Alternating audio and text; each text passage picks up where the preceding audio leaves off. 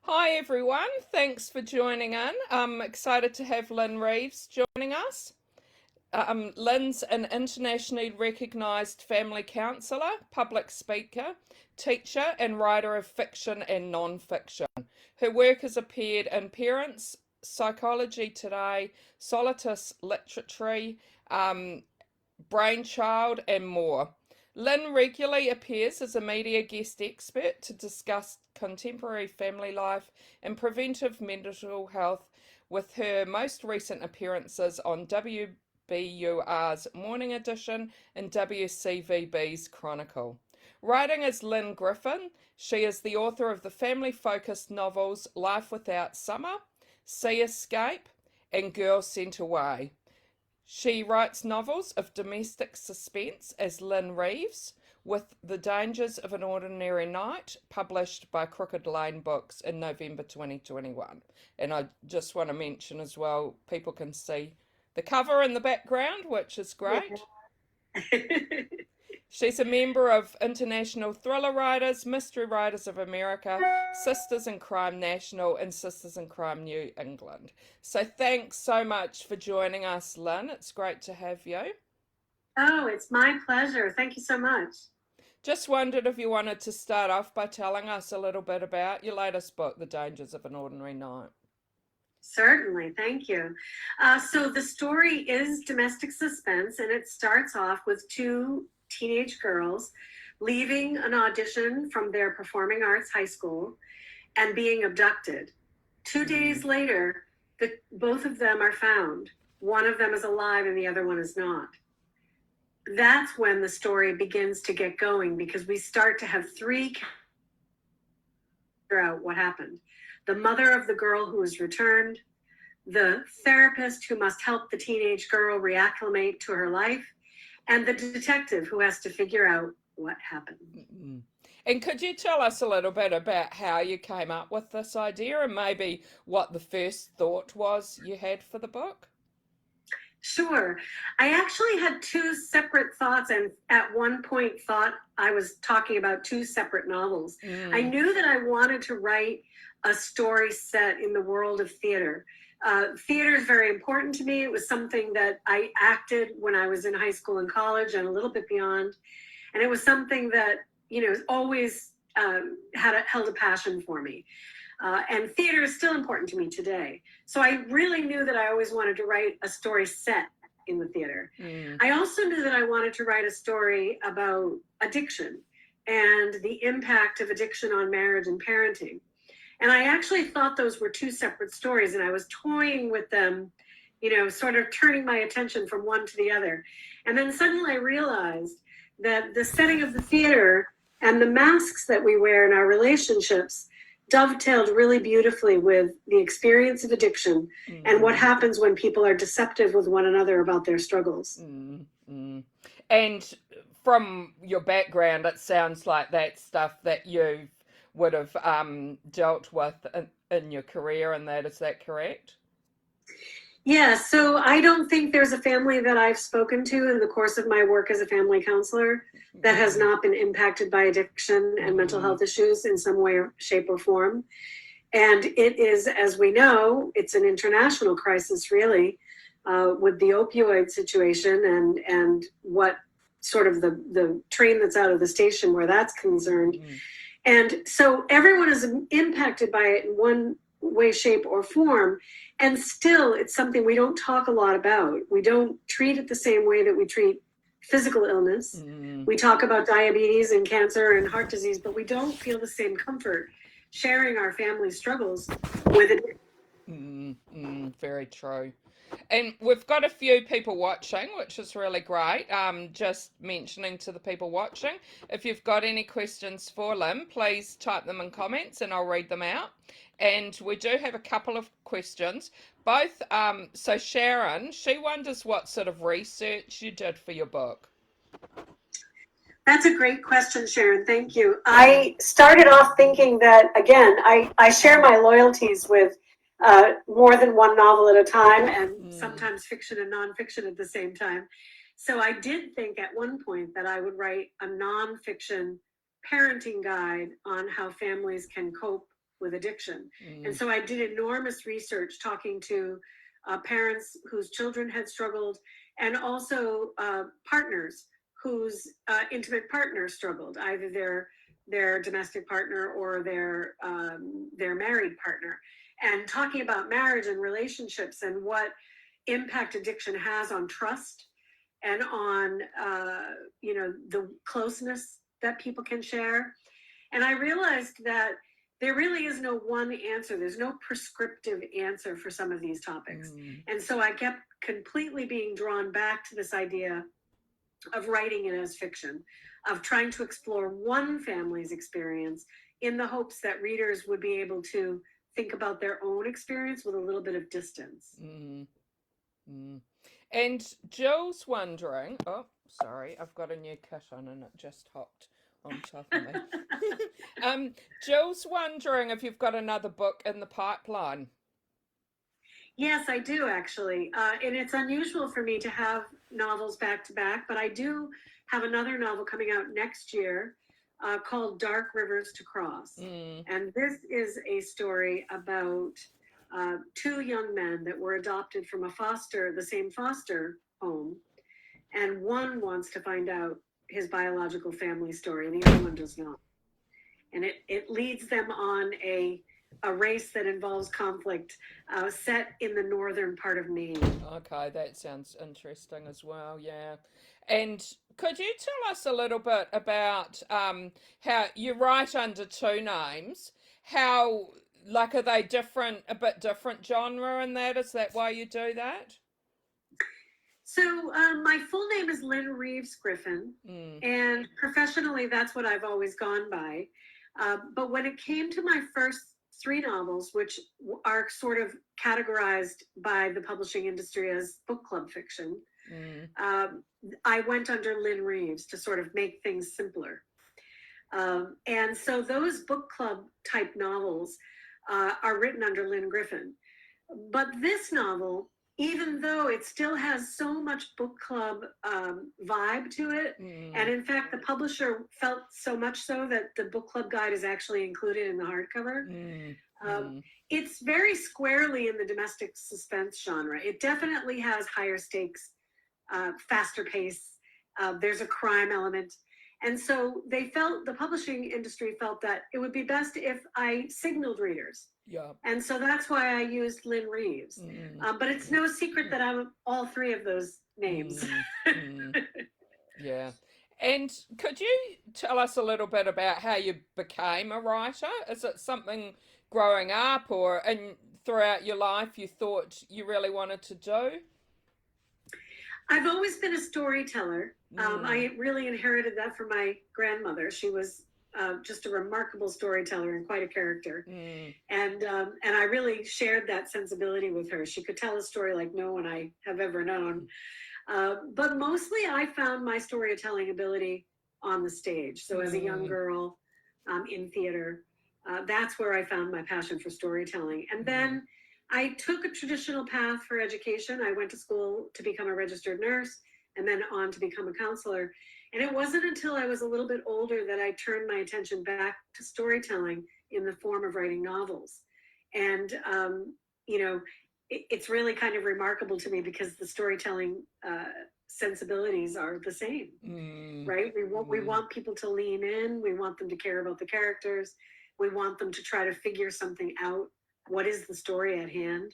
And whether we're on the stage or whether we're writing it in fiction, those sensibilities are the same. And so I really enjoy the palette that a novel gives because it's complex enough and big enough that you can really spend some time. And when you went to write your first novel, is that the first one that was published? Or Yes. Yeah. And how hard or easy was it to get that first one published? It was relatively easy, and I'll just say it was beginner's luck because I decided to write a story that also had similar elements to this in the sense that there was a mystery to solve and there was a family at hand. And I already had an agent for my nonfiction at the time. So I was a little bit one step ahead in that I had an agent that was already representing my nonfiction. Okay, yeah. So I was fortunate. But, you know, the publishing industry has changed even since I published that first novel in 2009. It's changed quite a bit. And Jill wonders if you have a regular writing routine. Yes, I do. When I'm working on the draft of a novel, the creative stage, that generative stage, I try to touch that novel every day. Now, that doesn't mean I'm writing every day. That might mean that I'm reading over what I wrote the day before. It might be that I'm doing research or that I'm delving into character psychology. But when I'm drafting something, when I have yet to have a full, complete draft, I'm working on it every day in one capacity or another. Again, could be 15 minutes, half an hour, could be several hours. But I'm not losing sight of it on a daily basis, because otherwise it takes me, I get all the way outside the story and then I have to work my way all the way back in, right? But once I have a full draft, then I'm starting to seek input from other readers and other writers. And so then I might go a few days without sort of dealing with it or contending with it. And then I always like having a novel in production. And by that, I'm working on copy edits or responding to cover design or things like that. So. And when you first start, what usually comes first, like plot, characters, or the location? Absolutely, for me, it's always character. Yeah. And I think it's because of my family counseling background. I know that there's a story or an issue that is bothering my characters. Yeah. And often that issue is something that's either a contemporary question that keeps getting raised, like in this case, it's addiction. The novel also touches on things like the impact of social media and the idea of how our desire to seek that 15 minutes of fame. And so that was on my mind. And so characters that were struggling with that come to me first. Yeah, that's interesting. And when you start, do you know how your novel's going to end? Mostly, yes. Yeah. I know that I know the kind of resolution I'm seeking. I sometimes don't know where the scene will take place or how many of the characters will be there, but I always know what the resolution needs to be. And even though many of my stories go to darker emotional terrain for family life, I always end them with a hopeful message, because in this case, you know, addiction is a really, really heavy topic. But at the end of the day, my message to readers is that if we talk about this, if we confide in each other, if we ask for help, if we seek connection with other people about the struggle, we're always better for it. Yeah. You know, we're always closer for it. We're always healthier for it. And so I do always try to end my stories on a hopeful note. And perhaps the message that I'm always giving is that it's better that we talk about these things. Yeah. No, that's very, very true. Could you tell me what you find the most difficult part of your writing process? I think the difficult part is that I'm very much an outcome-oriented person. Yeah. I have lists, and you know, I check off, you know, go to the post office and you know, call the doctor, and I'm very like action oriented, and I'm very outcome focused. So the process of a novel is asking you to do the opposite of that, which is to sit inside it and let it percolate and let it come in its own time and way. And if I had my way, I would just sit down and I'd, you know, knock it out and I'd be set to go. Yeah. But it has other ideas for me.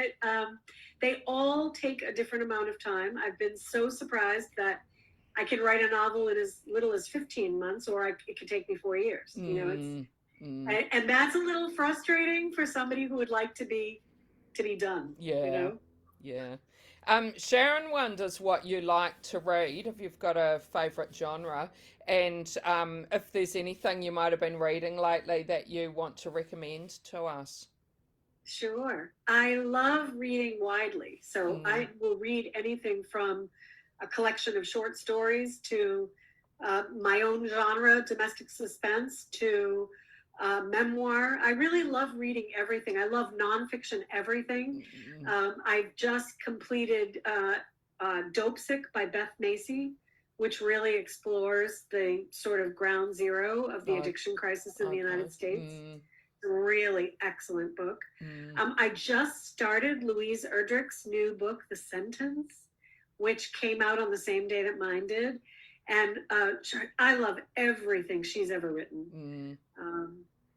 I've just picked up a copy of Alice McDermott's new writing book called What About the Baby?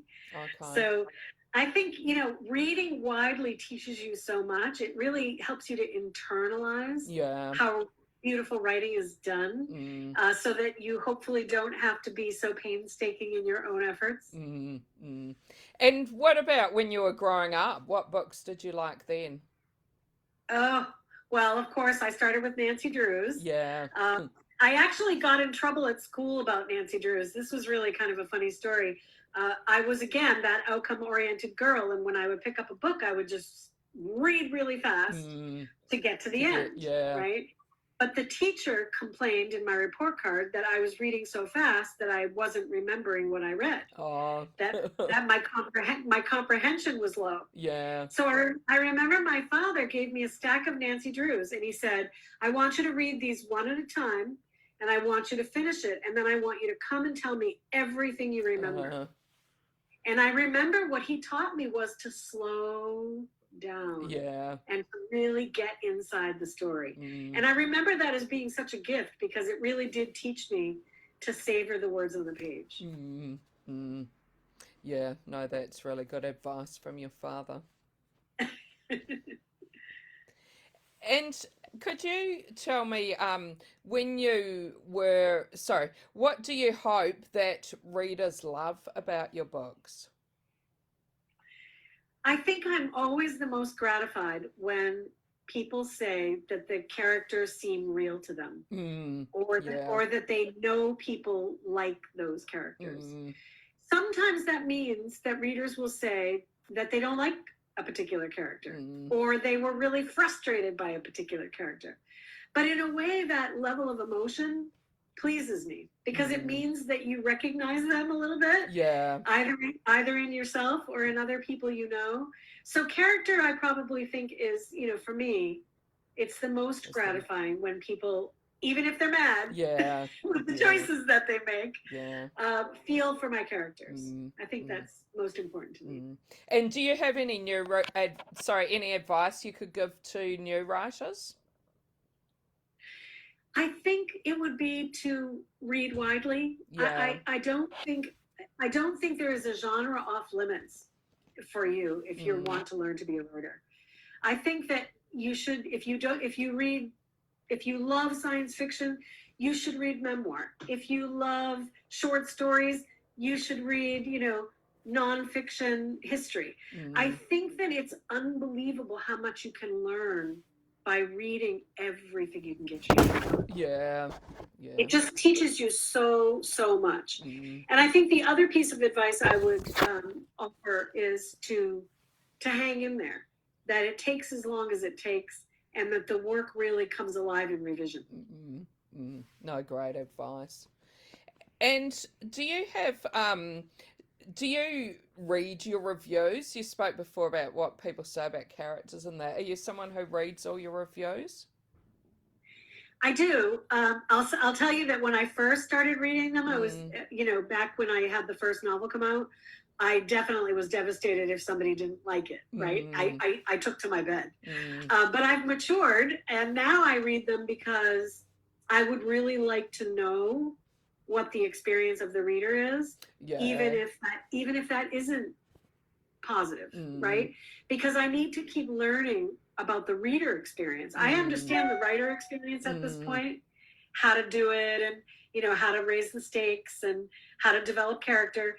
But what I have to always keep in mind is, what is the reader experience? So I think right now I'm not saying it doesn't hurt when someone is critical.